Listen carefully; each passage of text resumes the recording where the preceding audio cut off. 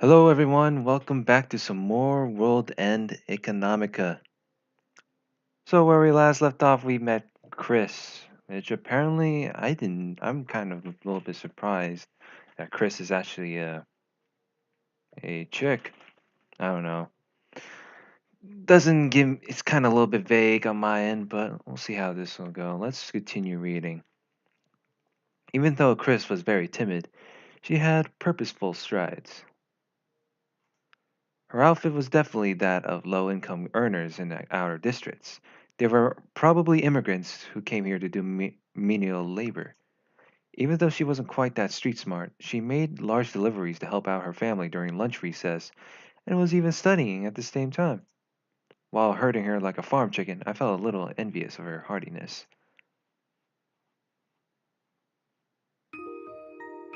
When we returned to the living room, it looked like Lisa was done with her phone call and was just setting a microwave tray on the table. Really? Oh, if it isn't Chris. Good afternoon. Oh, right, I guess today was the usual delivery day. I had totally forgot about it. Sounds like there's a lot you forget. She wasn't angry at my jab and merely shrugged. Really, this is the one thing I just can't fix, I guess. While talking, Lisa accepted the vegetables and wheat from Chris's giant bag. This time there was a lot. There wasn't a mistake, was there? No problems here. Hal over here is also living here now. Before your delivery, we had run out of ingredients, so I had gone elsewhere to pick some up personally. Ah, so that's it. I had heard that you went to some other store to shop, and I was wondering if it was because I delivered the wrong amount. She was timid and a worrywart. Before Lisa said anything, she rubbed Chris's head gently. This must have been more effective than telling her 100 times not to worry. So I guess you're here for Hagana? Hal. I had taken the bowl from Lisa and was stirring its contents when I heard my name mentioned and looked up. What? Go get Hagana for me. Oh, alright. Ah, or would you like to make cookies with us, Chris? I got up from the chair and looked in Chris's direction. It would be best if I didn't have to go call Hagana. After looking back and forth at the two of us, she replied while staring at the floor. I have a question about a problem. Oh, well, I'll give the cookies to Hagana so she could bring it to class tomorrow. So please look forward to them, okay? Oh, okay. That answer was unexpectedly full of energy, and Lisa was also smiling with a satisfied look on her face. I went over to call Hagana. When she peered out from the door after I knocked, I started wondering if Hagana and Chris were really both from the same species. Hagana didn't utter a word while staring at me without opening the door all the way. Perhaps she really was in a bad mood. What? Someone named Chris is here. Says there was something about a problem she couldn't solve. With that, Hagana raised an eyebrow and then nodded slowly. I see? What's with the question? She nodded and was about to step back into her room for a bit, but then she opened the door further and looked down the hall. At that moment, Chris was coming over, clutching her electronic notebook, which she probably used for her studies. Um, Lisa said that she's using the table, so I've got it. Hagana nodded, proceeded to invite Chris in, and then told me off. You're in the way. While being somewhat irritated, I stepped out of the way because I was actually blocking the entrance to the room. I sent Chris in. I sent Chris in with an apologetic face. I couldn't believe that someone like Chris would be so attached to Hagana. The world was full of wonders, I thought, as I headed back to the living room.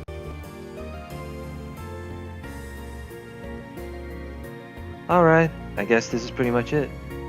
Lisa was spinning around the contents of the bowl while mixing. It's done? All that's left is to bake them. Easy, isn't it? It was pretty tiring, though. Alright, can you lay pieces of the dough over here neatly? Good. Don't get at me.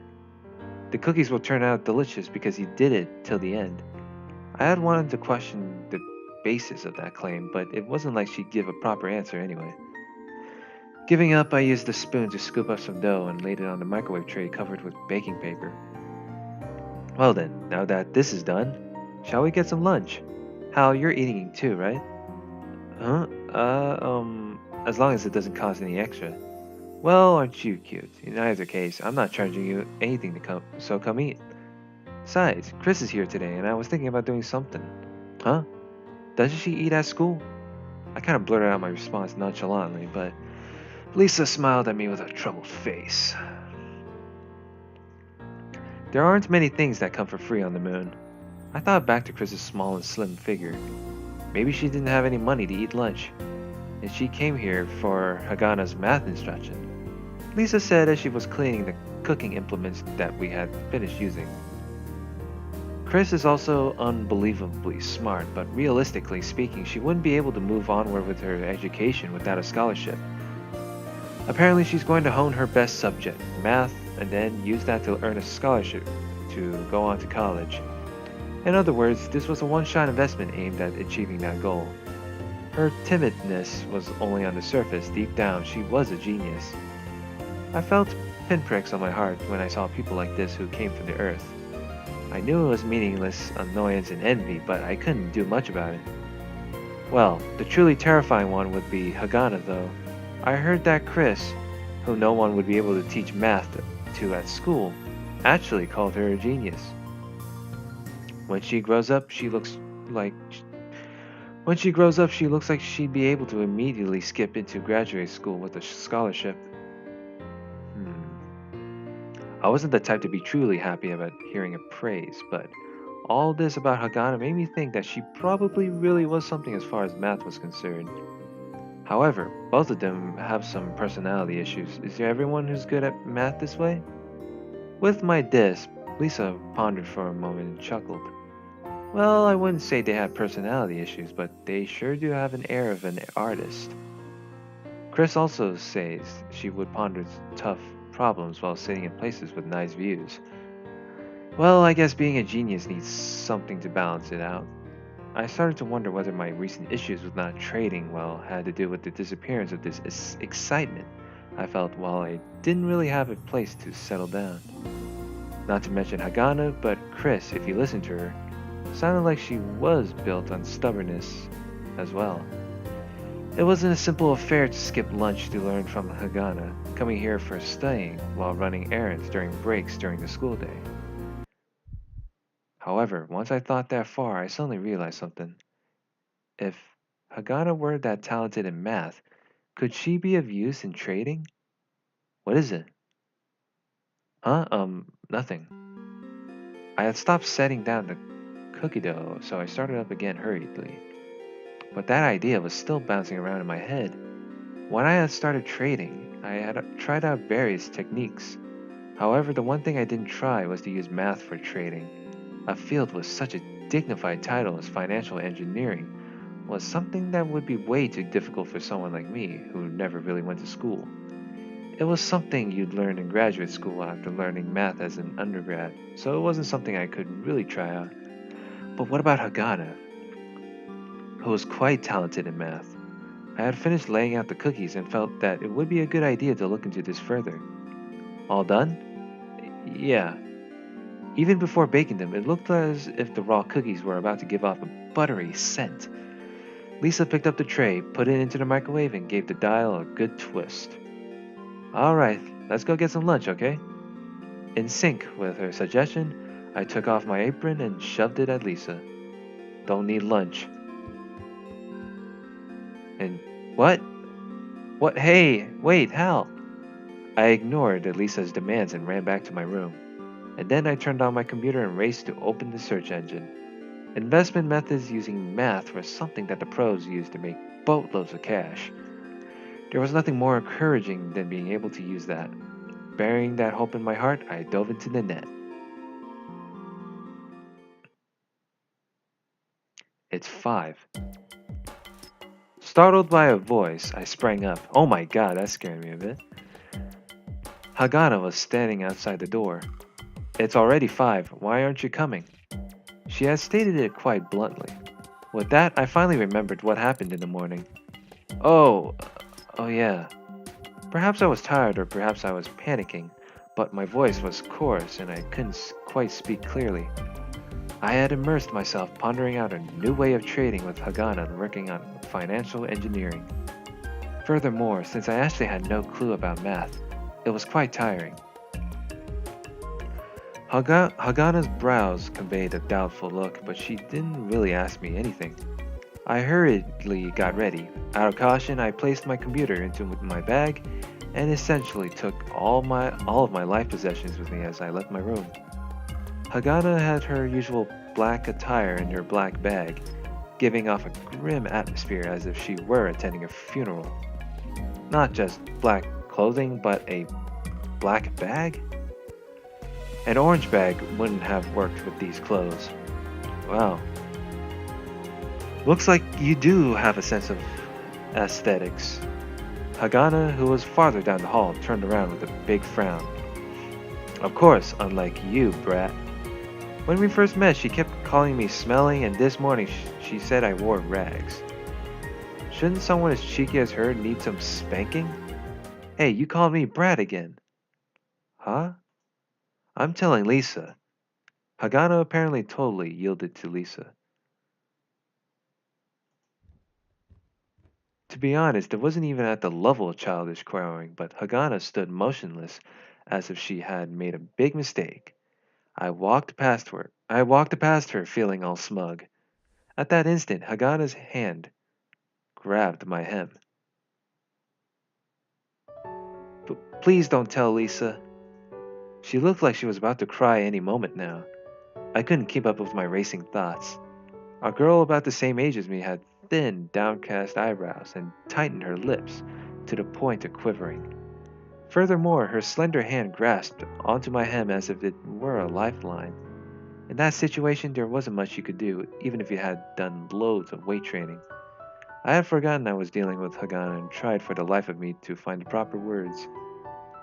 In that regard, my memories were flashing by me as if I were on the verge of death. I heard that this happened to people who were on the verge of death because it was something to allow the person to find possible routes of salvation from past memories. And what I finally remembered was something terribly simple. I won't. Really?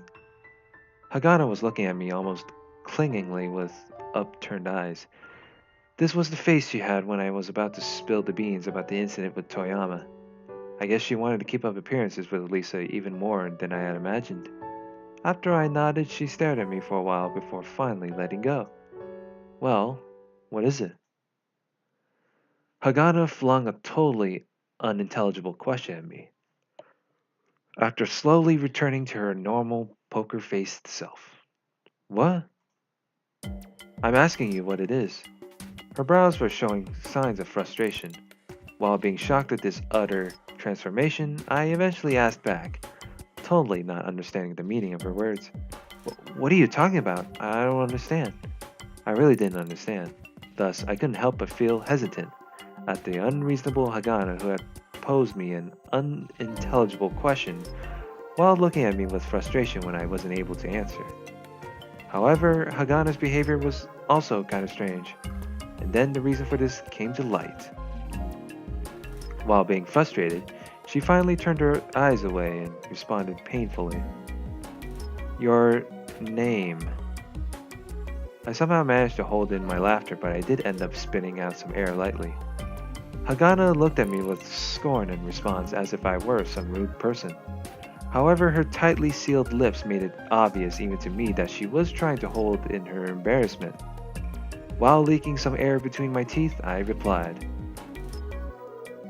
Kawaura Yoshiharu. Huh? I don't remember it being that long. Are you making fun of me?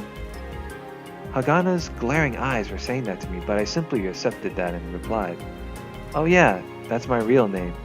Hal was the name that Lisa gave to me. Huh. Hagana looked at me, totally shocked. Your real name?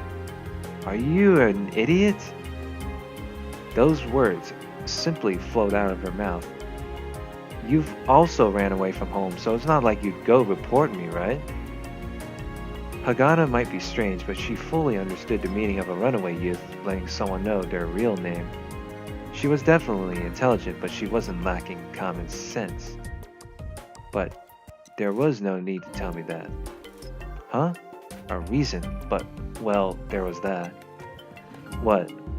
Hagana had no expression on her face, but she was almost asking me angrily. Angrily.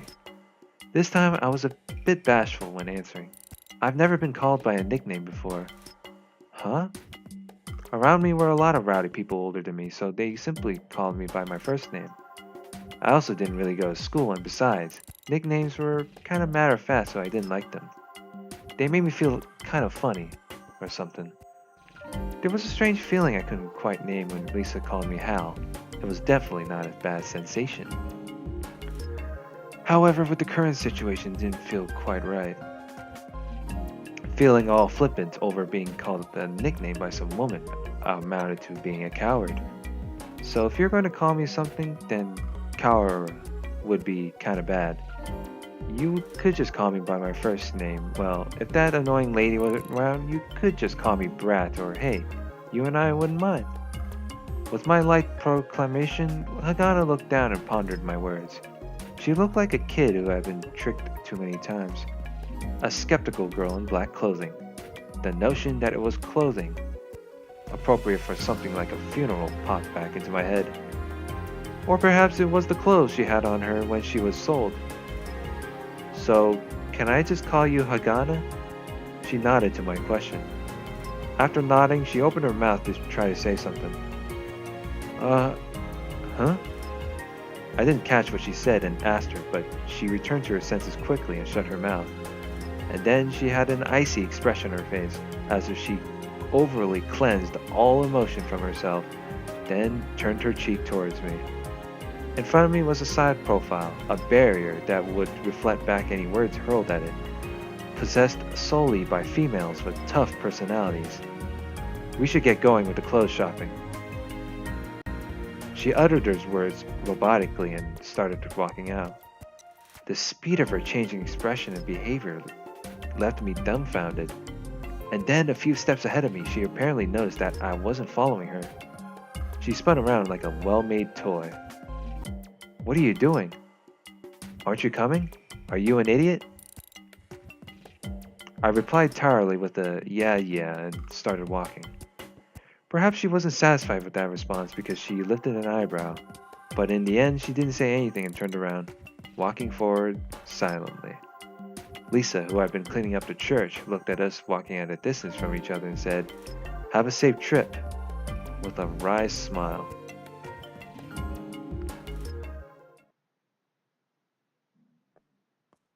Got a little bit of a good old sunset. Ugh.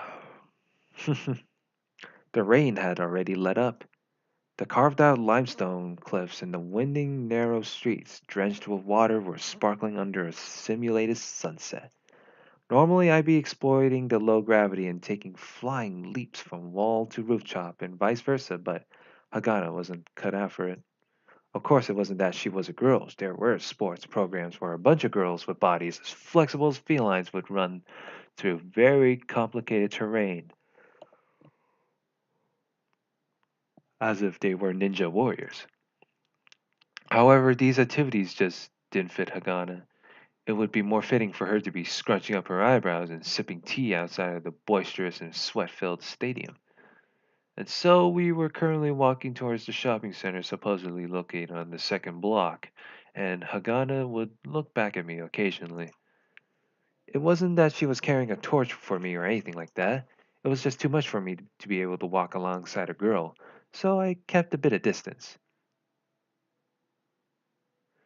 And since we were walking slowly through the streets, there were a lot of things I wanted to see. Therefore, I could understand Hagana's irritation, seeing as I had trailed behind so many times. At any rate, there wasn't a thing in this world that you couldn't attach a price tag to, and therefore the streets were a treasure trove of information to me. It's because as long as something could be sold, someone would be earning a profit on it. What I wanted to know was who in this case. For example, I myself could make money by going into the building materials business, selling materials, and working on construction. However, I could invest in a company that did that and be able to share in the profits. I could do this via stock investments. If I could earn money without having to pour hours of my own sweat into it, then wouldn't that be the proper thing to do? I had less respect for those who worked the soil and grew vegetables like my parents, and more for those who bought the crops from my parents and sold them at a profit. By just investing in the latter priority, I could even save myself the work of doing the actual reselling. Really,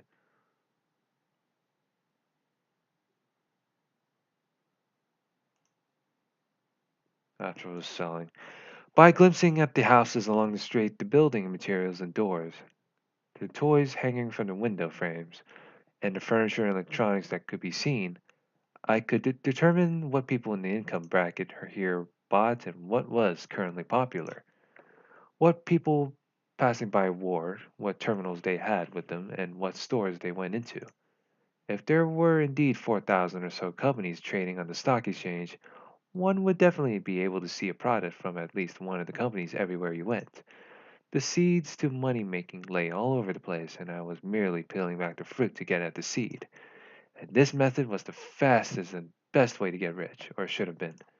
Right now, my confidence was wavering as to whether this was really the best way. As a result, I thought of getting Hagana to learn financial engineering and then leveraging her power. But was that really possible?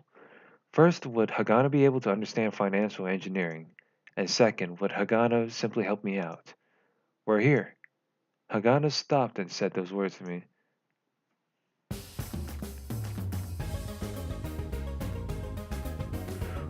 We had walked along a street jammed between buildings 6 to 7 stories high, which felt like they could fall over any moment to block our way, and went up the cruise steps.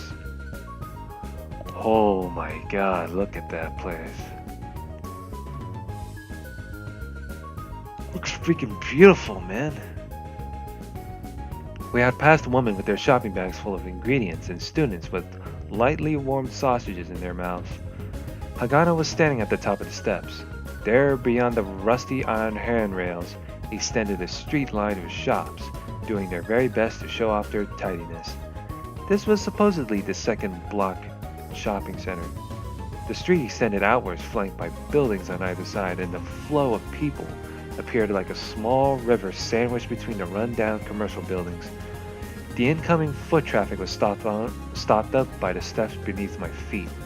Seeing this, I realized that where I stood was a vestige from days past during the expansion of our lunar city. Originally, this place was the edge of the city. This elevated area was the foundation for our dome that covered the sky. Programmed to act out the effects of day and night. God damn, I hate it when I get fucking tired.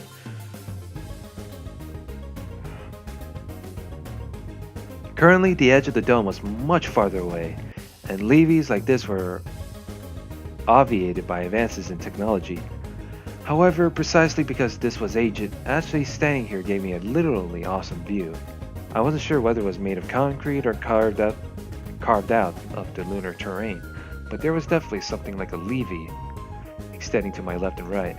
It was immediately swallowed up by a myriad of buildings, so I couldn't follow it from very far, but I was able to see a piece of lunar history there.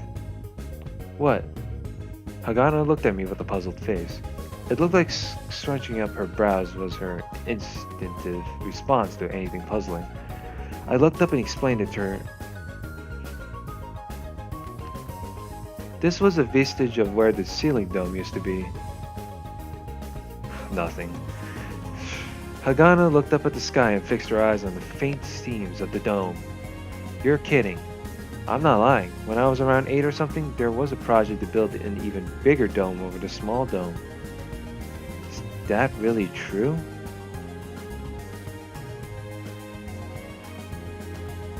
Hagana looked at me doubtfully. I shrugged and replied, I wouldn't lie about something you could simply look up and figure out instantly. Hagana drew her chin in a bit and nodded, seeing the reason in my reply. Thus, I remember even now that the moon used to have 2 layers of sky. I looked up at the sky as I was talking and noticed Hagana looking at me. Finally, Hagana looked up at the sky herself and muttered, "Wow." It was just one word, but the brevity indicated the strength of the thought behind it. I was excited as if she were giving me a compliment. I know because I was born on the moon. I don't really know much about the Earth, but I know most of the stuff about the moon. Born on the moon? Oh, I didn't tell you? I was born when the first wave of the first immigration group arrived in the city. I'm about the same age as this city. Oh. Hagana looked like she was truly quite surprised, and I felt a little pride in myself. However, the surprise of her face eventually disappeared, and she returned to her normal poker face and said, "Well, it takes many years for a city to be built, and so you can't be of the same age. Well, the time it takes for a human to be created isn't counted in the age, right?" I guess you're right. For a second, I thought I had surprised her again, but Hagana nodded as if she understood some profound truth. Well, looking up at this again once in a while, I do wonder if... Oh shit. I kind of scrolled up a bit by accident. Well, looking at this again once in a while, I do wonder at the amount of effort put in to create this. As I talked, I squinted at the dome that made up the sky on the lunar surface. As one of the top public works projects in the history of the lunar surface, it involved over 1,000 different enterprises.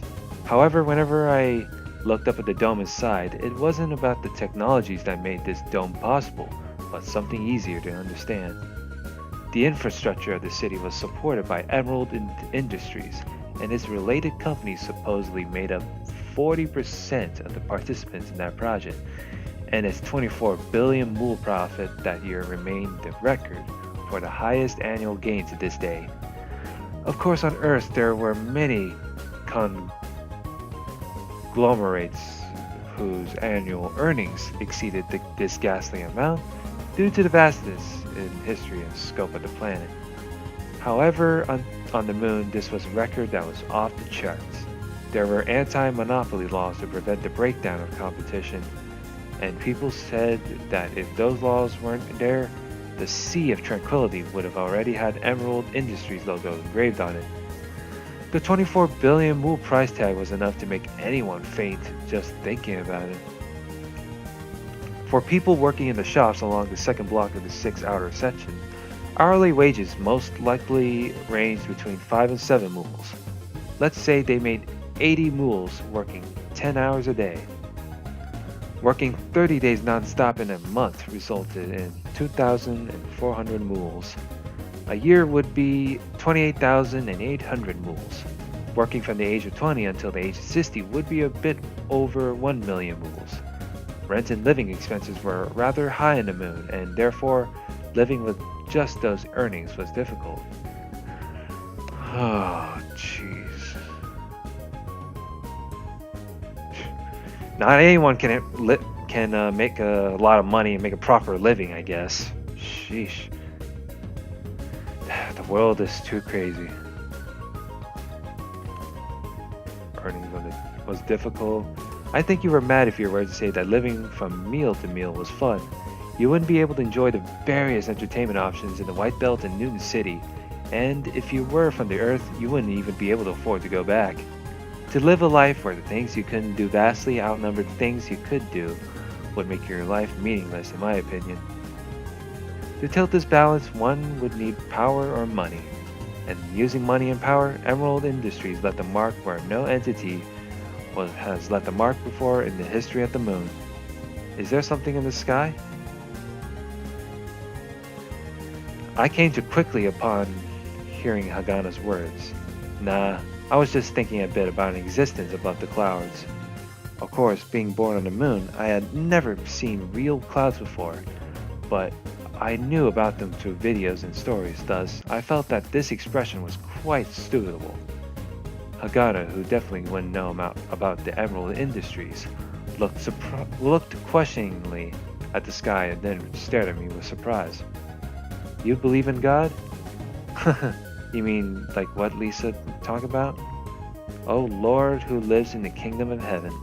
People on earth believed that the afterlife existed beyond the heavens. Certainly, to people interested in making money, the moon was probably heaven.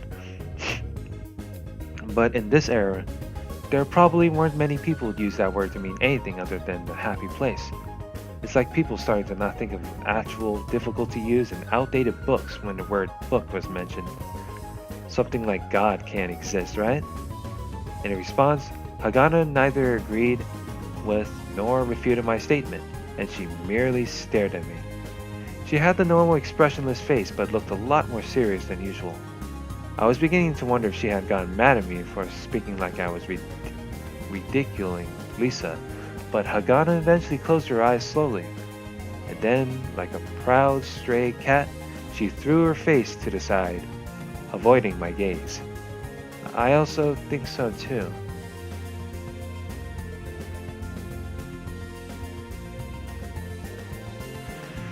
Alright, gonna pick gonna pick off where I left off later.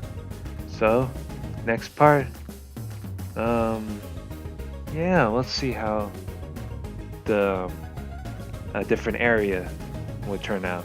So, like, comment, and subscribe, and see you later. Have a good day.